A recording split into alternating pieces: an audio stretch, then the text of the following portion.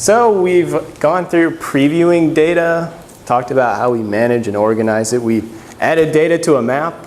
You now know how to change the symbology and make a map of some attribute. What I want to do now is just sort of bring all that together to create your own map from scratch and then export it to a file. So this could be a PDF or an image file. There's all sorts of formats. We can do this a few different ways. I can sort of lead you all into making a map together, or I can leave it open to you to just experiment with adding whatever data you can find in this data folder and making a map out of it, exploring symbology and so on. I leave that up to you guys. Because the other day I went through making a map of wind power suitability. So I have wind power potential for the state of South Carolina. So what they do is they go up to 50 meters elevation, measure the wind power density, and then I have those data. So we can combine that with county polygons, make some nice labels and colors, and export that to a map. Or you can experiment and, and I can just help you out as you prefer. So. Do you have solar? Sorry? Do you have like solar potential? I don't yet, but I can look for that later. So who wants to, how about this? I'll just start going through, and if you want to follow along, follow along. If you want to just make your own map, and then when we get to the same point, we'll all export our maps together. How does that sound? Okay. That'll work. So I won't be offended if I see some of you not paying attention to what I'm saying too closely. Okay, so I'm going to save my map. I'm going to save this with a different name. File, save as. I'm going to call this Intro to GIS Map 2 with my initials. And then I'm going to click here on this thing that says New Map, right? Or I can also go to File, New. My default template is a blank map. I'll just say OK. Save changes, yes.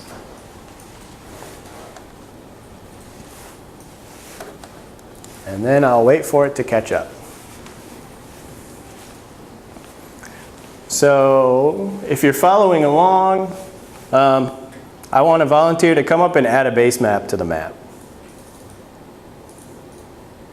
Anyone? All right. So if you need help, they can help you, but let's add what's called the terrain base map.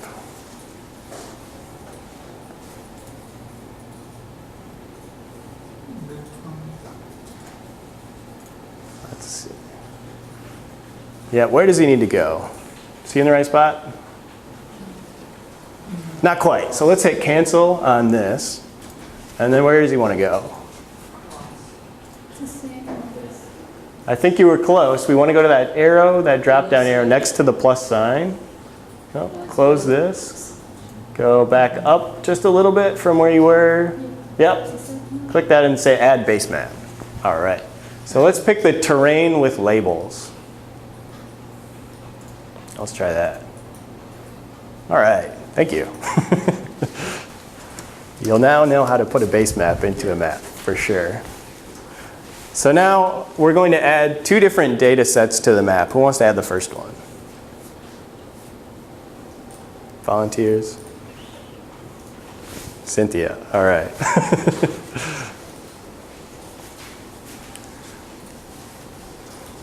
So the first one we're going to add is the county borders for the state of South Carolina. And that is in... It's in the, nope, you can click cancel on this. It's in the political folder, I believe. We're in the political geodatabase. So we want to go to the political folder. Nope, maximize that again. Go up a little bit. Yep. And that county's _SC, that first one in the list. All right. While you're here, does anybody else want to add data? Or should we'll have you add the second one. It's under natural No, I'm sorry. South Carolina, 50-meter wind. What is the first one she added? I missed.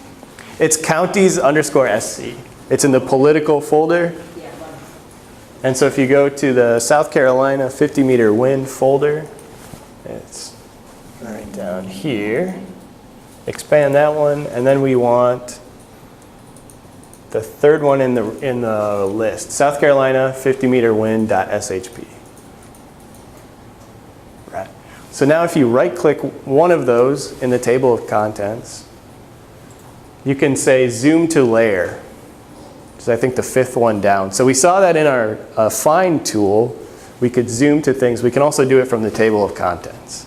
That's a really handy feature. All right, thank you. So now if I turn this 50-meter wind off for a second, we can see the first one are polygons representing the counties.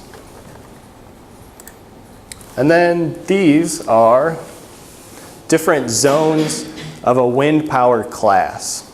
So let's open the attribute table for this layer and take a look at what's inside.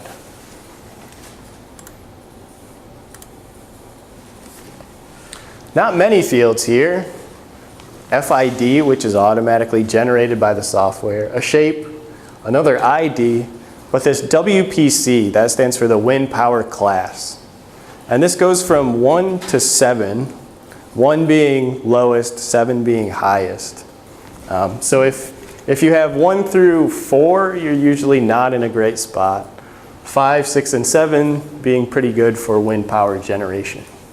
So this is the attribute we really want to map to show that wind power potential. So how do I do that? If I want to map that wind power class attribute, where do I need to go? Properties. Properties, yeah. Let's go to right-click on the table of contents, go to Properties, and the Symbology tab. So here, notice if I go to Categories and Quantities, this is kind of a unique attribute, actually. Because it's a quantity, it's a number, we can look at it that way, but it's also a category. So either one will actually work for this data set.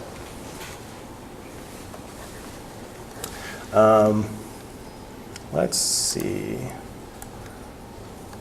Generally, when you go to categories, you're going to see different color ramps, though. So if you notice, some of these don't vary across some gradient.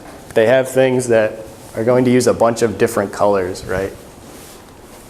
So if I, just quickly, you don't have to do exactly what I do. But if I go to my counties and say categories, and then I want to use a different name, if I use some linear scale, the map's real strange looking, but some of these will make a bunch of different colors, right? So usually national atlases are set up this way to use a number of distinct colors. Anyway, going back to our wind power class, let's just try categories. And does any color scale jump out at anyone? I mean, go ahead and experiment in your maps and then just let me know if you find one you prefer. Just see. What you need to do, remember, is go to this value field and select WPC for the wind power class. And now if we're doing categories, what we need to do is say add all values. So this is going to read through that whole column, find all the unique categories, and give them a color. So now it's read through and it's found 1 through 6. So apparently nowhere in South Carolina do we have that highest class of 7. And then I'll pick some color scale and I'll say apply and just see how it looks. So my goal is to find a color scale that shows low to high. So I don't know. How about this one that goes from blue to red?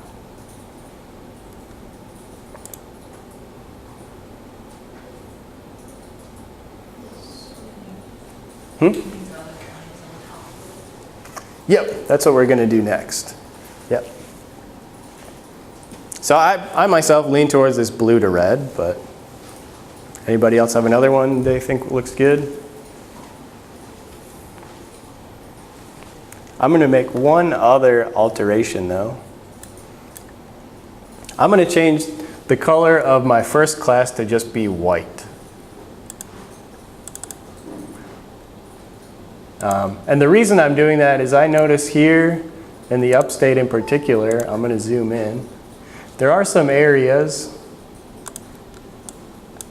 that are higher than 1 and actually go up to a 4 or a 5, and they kind of get lost in this blue.